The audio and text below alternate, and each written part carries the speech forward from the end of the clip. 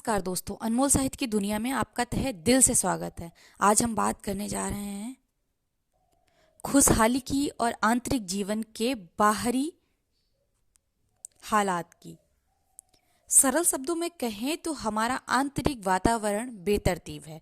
हम सोचते हैं कि बाहरी हालात दुरुस्त करने से भीतर की हर चीज़ ठीक हो जाएगी, लेकिन बीते 150 साल इस बात के सबूत हैं कि टेक्नोलॉजी हमारे लिए सिर्फ आराम और सुविधाएं लाई है, ना कि खुशहाली।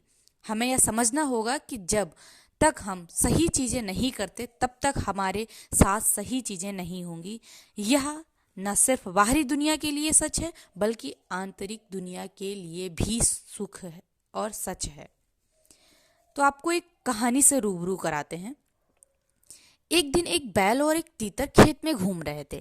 बैल घास चर रहा था और तीतर बैल के शरीर पर चिपके कीटों को खा रहा था। एक बहुत बढ़िया साझेदारी थी ना। खेत के किनारे एक बड़ा सा पेड़ देखकर तीतर ने कहा, आह, एक समय था जब मैं उड़कर उस पेड़ की सबसे ऊंची डाल पर बैठ जाया करता था, लेकिन अब मेरे पैरों में इतनी ताकत ही नहीं रही कि मैं पहली डाल तक भी पहुंच पाऊं। मैं उड़ने में असमर्थ हूं। मैं ना तो उड़ सकता हूं और ना ही तो मैं पेड़ की पहली चोटी तो छोड़ो, मैं पेड़ के पास तक नहीं जा सकता। बैल ने उदासीनता से कहा, बस एक दिन थोड़ा थोड़ा करके, बस हर दिन थोड़ा थोड़ा करके मेरा गोबर खाओ और फिर देखो क्या होता है। 2 हफ्तों के अंदर तुम सबसे ऊंची डाल पर जा पहुंचोगे। तीतर बोला, अरे हटो भी, यह सब बकवास क्या करते हो? बकवास कैसी बेफिजूली बातें कर रहे हो, सब फिजूल की बात है। बैल ने कहा, करके तो देखो, सारी मानवता इसी से चलती है। बात भी सही है। बहुत हिचक के साथ भीतर से तीतर ने गोबर को खाने के लिए अपने आप को मजबूत किया और गोबर चुगना शुरू किया। और पहले ही दिन वह पेड़ की एक ऊंची डाल तक जा पहुंचा। 15 दिन में वह सबसे ऊंची डाली तक पहुंच गया। वह वहां बैठ गया और नज़ारों का आनंद ले रहा था।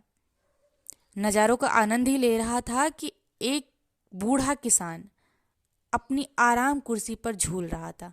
उसने देखा कि एक बूढ़ा मोटा तीतर पेड़ की सबसे ऊंची डाल पर बैठा है। उसके दिमाग में कौतूहल चलने लगी। उसने अपनी बंदूक निकाली और तीतर को मार गिराया। कहानी का सबक यह है कि भले ही गोबर आपको शिखर पर पहुंचा दे, लेकिन वह आपको वहां टिका नहीं सकता। कहने का मतलब यह है कि आप खुद को तमाम तरह की भावनात्मक बकवास से भर सकते हैं।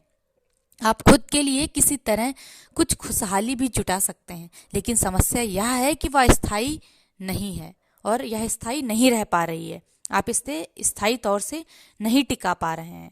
उसे मौसम मिटा सकता है, शेयर बाजार उसे नीचे गिरा सकता है, और अगर वह ढेर नहीं भी हो तब भी ऐसा हो जाने का डर जीवन में बना रहता है और जीवन में हमें चिंता में डाले रहता है। यह आशंका कि हर दिन सब बिखर जाएगा, यह यातना है, अक्सर यह असली त्रासदी से ज़्यादा बुरी होती है कि जो हमने बनाया या कभी भी गिर सकता है, टूट सकता है, बिगड़ सकता है, बिखर सकता है। तो सब तक जब तक आपका आंतरिक जीवन बाहरी हालात का गुलाम रहता है, ऐसी संकटपूर्ण स्थिति बनी रहेगी या असंभावी है। फिर इससे बाहर निकलने का तरीका यह है कि अपनी दिशा में एक बहुत आसान सा परिवर्तन करना है।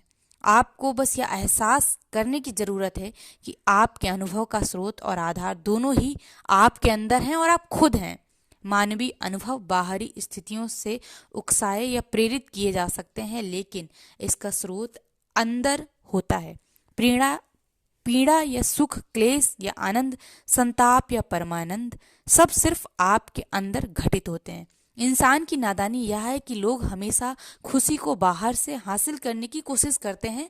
आप बाहरी चीज को प्रेरक या उत्तेजक के तौर पर इस्तेमाल कर सकते हैं, लेकिन असली चीज हमेशा अंदर होती है, अंदर से आती है और आपके अंदर विद्यमान होती है। जैसे किसी कार्य को करने के लिए आपको कोई भी कितना प्रेरित करे, कितना भी मोटिवेट करे, जब तक आप स्वयं खुद अपने अंदर से मोटिवेट नहीं होते हैं, तब तक आप उस कार्य को करने के लिए तैयार नहीं होते हैं। आपको ज्ञात है कि छवि इमेज का निर्माण किस प्रकार होता है। आपने पढ़ा होगा और आप जानते हैं कि दरअसल रोशनी किताब पर गिरती है, फिर परावर्तित होकर आपकी आंखों की पुतली तक पहुंचती है और आपके रेटिना पर उल्टा प्रतिबिंब बनाती है। आप यह पूरी कहानी जानते हैं तो असल में आप किताब को अपने अंदर ही देख रहे होते हैं। आप सारी दुनिया को कहाँ देखते हैं? पुनः आप अपने भीतर ही देखते हैं। आपके साथ कभी जो कुछ भी घटा, आपने उसे अपने अंदर ही अनुभव किया। उजाला और अंधेरा, पीड़ा और सुख, संताप और परमानंद, सब कुछ आपके भीतर, आपके अंदर ही हुआ है। अगर कभी आपने ऐसा महसूस किया होगा कि लगता है कि आपको ये हुआ या मैंने इसे पहले देखा है, पर हो नहीं रहा होता है वो, और अगर हो भी रहा होता है तो उसे आप पहले महसूस कर लिए होते हैं। अगर आपके विचार और आपकी भावनाएं आपकी अपनी बनाई हुई हैं तो इनको आप जिस तरह से चाहें ढाल सकते हैं, और इस बात के वैज्ञानिक सबूत भी मौजूद हैं। तो आप जो भी करना चाहते हैं, जिस तरह से करना चाहते हैं, आगे बढ़ना चाहते हैं, सबका मूल मकसद आपका आनंद, आपकी खुशी होना चाहिए। और उसके लिए आपको अपने भीतर जाना है, अपने भीतर से प्रेरणा लाना है, अपने भीतर के सिस्टम को, अपने भीतर के विचारों को मजबूत करना है। धन्यवाद। मिलते हैं किसी नई वीडियो के साथ। धन्यवाद।